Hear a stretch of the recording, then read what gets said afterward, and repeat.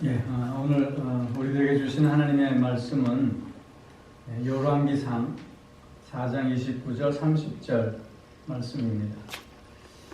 하나님이 솔로몬에게 지혜와 총명을 심히 많이 주시고 또 넓은 마음을 주시되 바닷가에 모래같이 하시니 솔로몬의 지혜가 동쪽 모든 사람의 지혜와 애굽의 모든 지혜보다 뛰어난지라.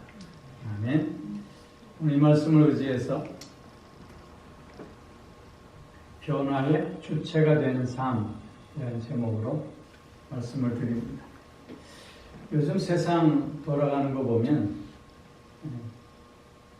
정상적이지 않아요. 모든 게 미쳐 돌아가고 있어요. 자연도 미쳐가고 있고 사람도 미쳐가고 있습니다. 이 세상의 모든 문제는 결국 사람의 문제라 할 수 있습니다. 즉 인격의 문제인 것이죠. 문명은 점점 발달해져 가고 있는데 사람의 인격은 점점 퇴보해 가는 것 같습니다. 그 이유가 뭘까요? 어떤 글을 보니까 이렇게 적었어요. 당신은 검색에 더 열을 올리는 사람입니까? 아니면 사색에 열을 올리는 사람입니까? 검색하는 사람인가? 사색하는 사람인가? 그걸 좀 스스로 판단해 볼 수 있어야 한다는 거예요. 요새는요, 사색하기보다는 검색하는 시대가 되었습니다.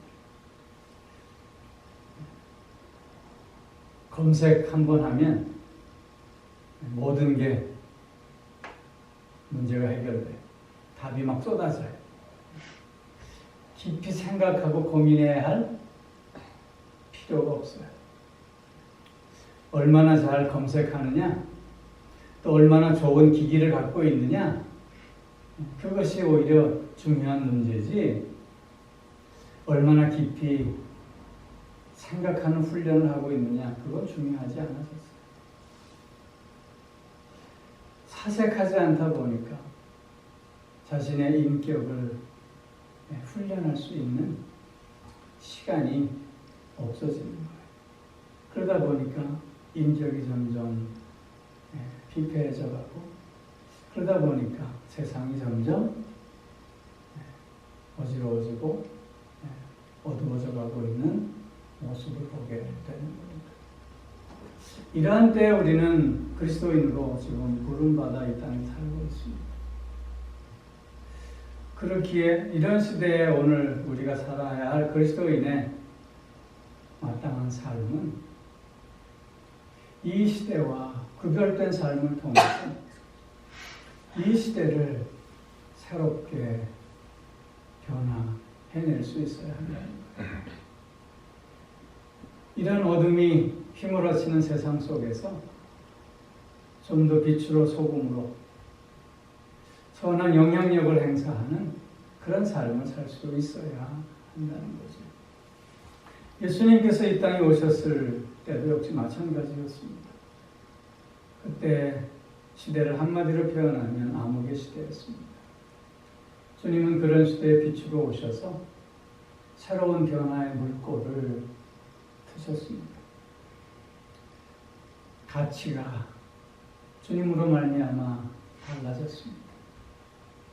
힘이 모든 것의 기준이었던 그 시대에 주님은 오셔서 사랑이 기준이 되어야 되고 사랑이 최고의 가치가 되어져야 함을 몸소 보여주셨습니다. 삶의 의미도, 삶의 목적도, 삶의 방식도 주님은 새로워져야 함을 우리에게 보여주셨고, 그 주님으로 말미암아 그래서 새 시대가 열리게 되었음을 우리는 보게 됩니다. 오늘도 마찬가지가 아닐까 싶습니다. 우리는 주님과 함께하는 존재들이기에 그 주님의 능력과 은혜 안에서 우리도 이 시대에 주님처럼 새로운 시대의 변화를 열어가는, 그래서 변화의 주체가 되는 삶을 살아야 하겠다고 다시 다짐하고 결단해 보는 것입니다. 오늘 본문은 솔로몬의 지혜에 대한 말씀입니다. 솔로몬은 그 누구보다도 지혜로운 자였습니다. 솔로몬이 어떻게 이렇게 지혜로운 자가 될 수 있었는가에 대해 우리는 다 잘 알고 있으리라 믿습니다. 솔로몬은 다윗의 뒤를 이어서 이스라엘의 왕이 되었습니다. 왕이 된 후에 솔로몬은 하나님 앞에 겸손함으로 간구했습니다. 하나님, 나는 어린아이와 같아 출입할 줄 모르는 자입니다. 이스라엘의 왕으로서 하나님 앞에 이것저것을 간구하고 있는 것이 아니라 하나님 앞에 작은 어린아이로서 그 겸손함으로 하나님 앞에 간구했던 것을 우리는 알 수 있습니다. 또한 솔로몬은 이기적인 마음으로 하나님 앞에 간구한 것이 아니라 이타적인 마음으로 간구했음을 확인하게 됩니다. 하나님, 나는 어린아이고 이 백성은 너무 큰 백성인데 이 백성들을 옳고 그름에 대해서 잘 판단할 수 있게 해달라. 즉 하나님께서 부족한 나를 이스라엘의 왕으로 세웠는데 그 왕으로서 하나님께서 나를 통해서 이루시고자 하시는 그 사명을 온전히 이루어갈 수 있게 해달라. 그렇게 자기 자신을 위하는 마음으로 간구한 것이 아니라 하나님을 위하고 백성을 위한 마음으로 간구하였음을 보입니다. 뿐만 아니라 아버지 다윗의 유언대로 그는 하나님을 경외함이 가장 중요한 것임을 놓치지 않고 그 하나님을 경외하는 마음으로 하나님 앞에 간구했습니다. 하나님께서는 그런 솔로몬의 겸손의 기도, 이타적인 기도, 하나님을 경외함 가운데 드리는 기도를 들으시고 그에게 지혜를 허락하여 주셨습니다. 오늘 본문 말씀에서 보면 하나님이 솔로몬에게 지혜와 총명을 심히 많이 주시고 넓은 마음을 주셨다. 지혜와 총명과 넓은 마음을 하나님이 주셨다는 거죠. 지혜와 총명과 넓은 마음을 하나님께서 솔로몬에게 주셨는데 이것은 비단 솔로몬에게만 허락되어진 특별한 은혜일까요? 그렇지 않잖아요. 왜냐하면 하나님은 오늘도 우리를 통해서 이 시대를 변화시키고자 하시기 때문인 것입니다. 여러분 야고보서 1장 5절 말씀 아시지요? 너희 중에 누구든지 지혜가 부족하거든 누구든지 지혜가 부족하거든 모든 사람에게 후히 주시고 꾸짖지 아니하신 하나님께 구하라. 그리하면 주시리라. 누구에게? 모든 사람. 즉 하나님께서는 오늘도 우리에게 지혜를 충만히 허락하여 주시고자 하시는 거예요. 그 지혜를 통해서 우리로 하여금 변화의 주체가 되게 하시겠다고 말씀하고 계시는 거예요. 그렇기에 하나님께서 솔로몬에게 주신 이 지혜와 총명과 넓은 마음은 솔로몬에게만 주어지는 것이 아니라 오늘 우리들에게도 허락되어진 하나님의 은혜라고 하는 걸 우리가 먼저 기억할 수 있어야 하는 거예요. 오늘도 우리는 하나님께서 주시는 지혜와 총명과 넓은 마음을 통해서 그래서 변화의 물꼬를 트는 변화의 주체가 되는 삶을 살아내야 할 줄로 믿습니다. 그럼 오늘 본문에서 얘기하고 있는 그 지혜가 무엇일까? 그 지혜라고 하는 것은 선악을 분별할 수 있는 능력이에요. 옳고 그름을 분별하는 능력이에요. 내가 해야 될 일과 하지 말아야 될 일을 분별하고 결정할 수 있는 능력이에요. 그 정신과 말과 행동에 있어서 결코 넘치거나 모자람이 없는 상태를 얘기하는 거예요. 우리 인생의 재반 문제들을 탁월하게 뚫어보는 통찰력을 의미하는 거예요. 여러분, 우리가 인생의 재반 문제를 탁월하게 이해하는 통찰력을 갖는다라고 하는 것은 무엇보다도 분명한 기준을 갖고 있을 때만이 가능한 거예요. 우리가 가져야 할 분명한 기준이 무엇일까요? 당연히 하나님이죠. 당연히 하나님이죠. 당연히 하나님의 말씀인 것이죠. 그래서 지혜라고 하는 것은 결국 하나님과 온전한 영적 교제를 나누는 상태를 의미하기도 하는 거예요. 지혜는 하나님과 오늘 온전한 영적을 나누고 있는 그 현장이라고 하는 거예요. 왜? 하나님에 대한 분명한 기준을 갖고 지금 서 있기 때문이라고 하는 것이죠. 여러분, 산을 등산할 때나 사막을 여행할 때는 그 방법이 완전히 다르다고 해요. 산을 등산할 때는 정상을 바라보고 가기만 하면 되는데 그 길이 아무리 험난해도 목표가 눈에 늘 보여요. 그래서 그 목표만 보고 올라가면 된다는 거예요. 근데 사막은요, 눈에 보이는 대로 갔다가는 죽는데요. 왜냐하면 사막은 수시로 변하기 때문에. 발자국이 나 있다고 해서 그 길로 가다가는 죽는데, 왜? 그 발자국도 한순간에 없어져 버리고 말기 때문이죠. 내가 마음속에 아무리 좋은 것을 꿈꾼다 할지라도 사막에서는 그것이 신기루처럼 보일 뿐이라는 거예요. 허상이라는 거예요. 그래서 사막을 여행할 때는 반드시 나침반만을 보고 가야 된다. 그래야 방향을 잃지 않고 생명을 잃지 않고 그 사막을 통과할 수 있게 된다는 거죠. 우리의 인생도 마찬가지죠. 이것이 옳다 느껴지는 그 느낌대로 갔다가는 결국 우리는 큰 어려움을 당할 수밖에 없어요. 내 느낌과 내 판단과 내 생각과 다르지만 무엇을 기준으로 할 때? 하나님의 말씀만을 기준으로 할 때 우리는 그 끝에 하나님 주시는 생명을 그리고 하나님 주시는 승리를 누릴 수 있게 되는 거예요. 그렇기에 지혜는 하나님을 깊이 묵상하고 또한 하나님은 말씀을 깊이 묵상하는 것임을 우리가 알 수 있어요. 여러분, 깊이 바라보는 것, 깊이 바라보는 것이 우리에게 필요해요.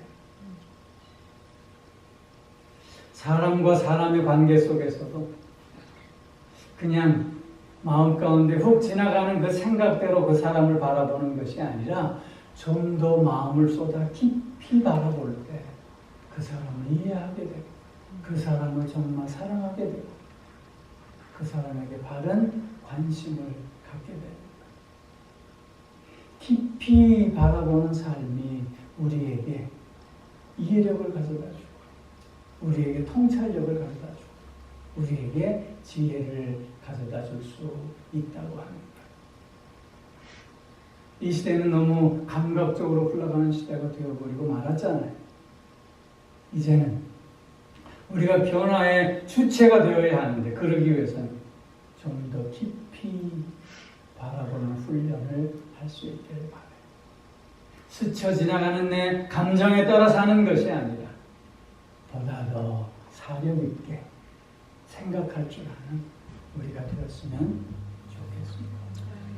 말씀을 통해서 늘 하나님을 바라보며 그래서 지혜를 충만히 누리는 우리가 되어지기를 바랍니다.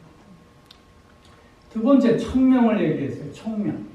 이 청명이라고 하는 것은 삶의 이런저런 어려운 문제들을 쉽게 해결하는 판단력이라고 설명할 수 있어요.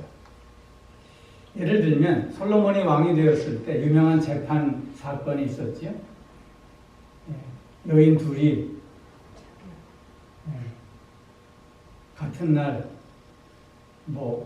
아기를 낳는지 하여튼 같이 방에서 자다가 한 여인이 자기 몸으로 뭉개가지고 아기를 하나 죽였대잖아요. 그러니까 아기를 싹 바꿔서 죽은 애는 상대 여자에게 안겨놓고 자기가 산 아이를 품에 품었어요. 그러니까 문제가 생겼잖아요. 그래서 솔로몬 앞에 왔죠. 서로 내 아들이라고 얘기해요. 그래서 솔로몬이 어떻게 하죠? 칼을 가져와라.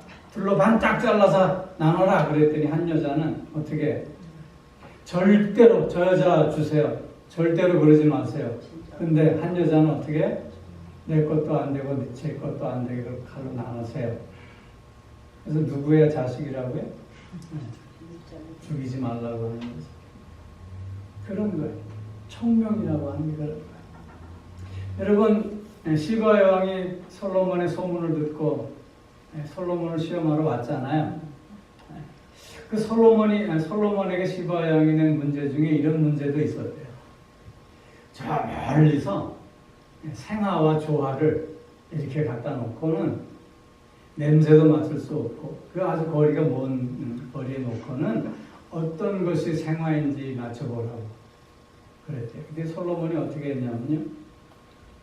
벌집을 하나 갖고 와라. 그래가지고 벌을 싹 맞대요. 그랬더니 벌이 생화에만 갈 거 아니에요. 저게 생화입니다. 그래서 그 문제를 맞췄다 그래요. 이런 게 청명이에요. 그래서 시바 여왕이 어떻게 얘기하죠? 내가 소문을 들었는데 와서 보니 그 소문은 절반에도 못 미치고 소문이라고 하는 건 늘 확대될 수밖에 없는 거잖아요. 그런데 솔로몬의 지혜가 얼마나 크고 이 여왕이 얼마나 감동을 받았으면 절반에도 못 미칩니다. 바로 이런 게 청명이라고 하는 거예요.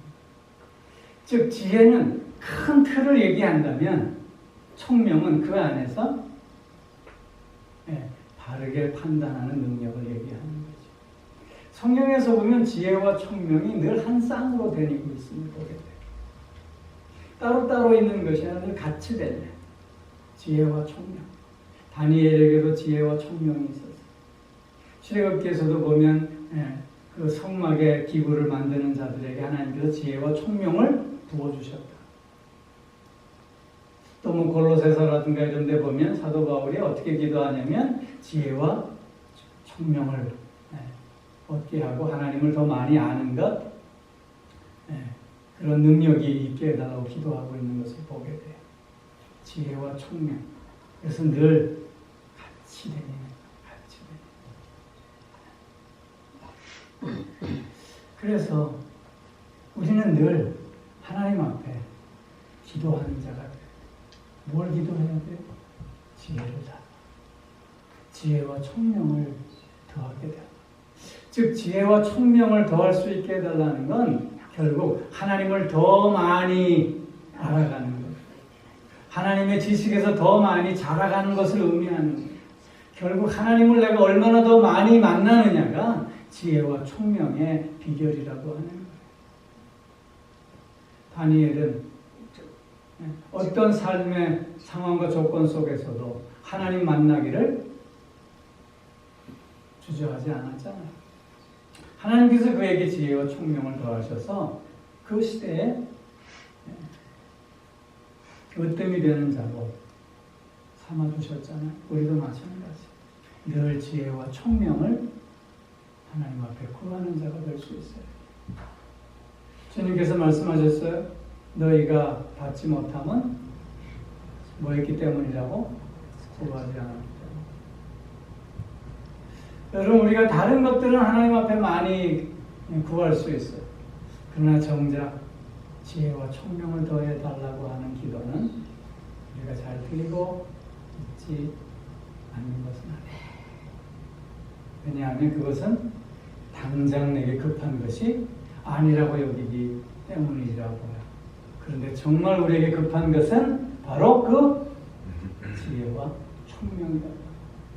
그 지혜와 총명을 그래서 날마다 구하는 우리가 더 얻을 수 있기를 바라요. 마지막으로 넓은 마음을 주셨다 그래요. 넓은 마음. 넓은 마음을 바닷가에 모래같이 하셨다. 여러분 여기 넓은 마음이라고 하는 것은 각종 다양한 지식을 얻게 하셨다고 하는 걸 의미해요. 그 31절 이하에 우리가 같이 읽지는 않았지만 그 솔로몬의 지혜에 대해서 설명하면서 솔로몬이 3,000자문을 지었고 1,005개의 노래를 지었고 그런가 하면 식물에 대해서 또한 동물에 대해서 기어가는 것에 대해서 물고기에 대해서 논했다. 그렇게 얘기해요. 이것은 뭘 얘기하냐면 박학다시겠다는 거예요. 이런저런 다양한 것에 대한 지식을 갖고 있었음을 의미하고 있는 거예요. 여러분 이런 지식을 갖고 있다고 하는 건 결국 어떤 의미냐면 자유로움을 의미하는 거예요. 우리는 아는 만큼 자유로울 수 있잖아요. 그 자유로워진다라고 하는 건 구속받지 않는 것이고 구속받지 않는다라고 하는 건 우리가 더욱더 여유로움을 가질 수 있게 만든다고 하는 거예요. 결국 넓은 마음이라고 하는 건 결국 우리로 하여금 자유로움 가운데 여유로움을 갖게 하는 마음인 거예요. 여러분 우리가 문제 앞에 우리가 늘 넘어지는 이유는 조급함 때문에. 우리가 조급함을 극복할 수 있다면 우리는 보다 더 좋은 답을 찾아갈 수 있게 될 거예요. 그 조급함은 이런 자유함의 부족, 이런 여유로움의 부족 때문이라고 하는 것이죠. 넓은 마음, 이런 여유로움을 가지고 보다 더 세상을 따뜻하게 바라볼 줄 아는 마음이라고 할 것이에요. 옛날 이조시대 때 어떤 선비가요 길을 지나가다가 큰 집 대문을 두드렸어요. 지나가는 과객이 오는데 하룻밤 묵어 갈 수 있겠습니까? 옛날에는 그럼 사랑방으로 다 이렇게 모셨잖아요. 사랑방에 들어가서 이제 좀 쉬고 있는데 그 집에 아들이 요만한 진주를 가지고 마당에서 놀다가 그만 그걸 잃어버렸대요. 그랬더니 이 아이가 혼날까봐 저 사람이 훔쳐갔다고 그렇게 누명을 씌웠다는 거예요. 그런데 이 사람은 자기가 훔쳐가지 않았지만 변명하지도 않고 가만히 있었대. 그랬더니 어떻게 내일 관아에 끌고 가기 전에 저 사람을 묶어서 창고에 가둬라. 그래서 밤새 창고에서 묶여 있었대. 아침에 일어나서 이제 관아로 끌고 가려고 하니까 잠깐만 기다리고 그러면서 그 집에 거위가 한 마리 있는데 그 거위가 싼 그걸 한번 찾아보라고. 그랬더니 거기에 진주가 있더래. 그러니까 이 선비는 그 거위가 진주를 삼키는 것을 본 거예요. 그러니까 그 주인이 미안하잖아요. 왜 진작 말하지 않았냐고. 그랬더니 이 선비가 뭐라고 얘기하냐면 내가 어제 말했으면 당신이 그 거위 배를 가르지 않았겠느냐. 내가 하루 좀 고생함으로 그 거위가 살 수 있다면 이것도 괜찮은 게 아니겠느냐. 여러분 이런 삶의 여유, 이런 자유로 이런 것은 하나님 주시는 넓은 마음의 한계라고 할 것이에요. 하나님은 솔로몬에게 지혜와 청명을 그리고 넓은 마음을 주셨어요. 그래서 솔로몬을 통해서 새 시대를 열어갈 수 있게 하셨던 거예요. 우리도 마찬가지. 오늘도 하나님 우리에게 지혜와 총명 그리고 넓은 마음 허락하시기를 원하셔요. 그것을 구함으로 받고 그 지혜와 총명과 넓은 마음을 통해서 이 시대를 변화시키는 선한 영향력을 행사하며 살아가는 우리가 되어질 수 있기를 축원합니다. 나비 효과라는 거 들어보셨죠? 아마존에서 작은 나비의 날개짓이 결국 태풍이 된다. 나 혼자 해서 무엇하리? 그게 아니라 나 혼자 나의 삶의 자리에서 이런 변화의 주체의 삶을 살 때 그것이 점점 더 큰 물결이 되어질 줄로 믿습니다. 기도하겠습니다. 사랑의 아버지 하나님, 오늘도 우리에게 지혜와 명철을 허락하시고 넓은 마음을 허락하여 주시기를 즐겨하시는 아버지, 오늘도 나의 부족함을 하나님 앞에 고백하며 겸손한 것, 또한 이타적인 마음으로 그리고 하나님을 경외하는 마음으로 지혜를 구하는 우리가 되게 하여 주시고 하나님께서 허락하시는 지혜와 명철과 넓은 마음을 통해서 그래서 이 시대를 변화시키는 변화의 주체로서 오늘을 살아가는 우리 모두가 꼭 되어질 수 있게 하여 주시옵소서. 감사드리며 우리 주 예수 그리스도의 이름으로 기도하옵나이다. 아멘. 이제는 우리 주 예수 그리스도의 은혜와 하나님 아버지의 무한하신 사랑하심과 성령의 교통하심과 인도하심, 내주하심, 또한 복주심의 역사가 지혜와 총명과 넓은 마음을 통해서 변화의 주체로 오늘을 살아가겠노라. 다시금 소원하며 결단하는 사랑하는 성도들과 그 가정과 하시는 모든 일들 위해 이제로부터 영원토록 함께 하옵시기를 간절히 축원하옵나이다. 아멘.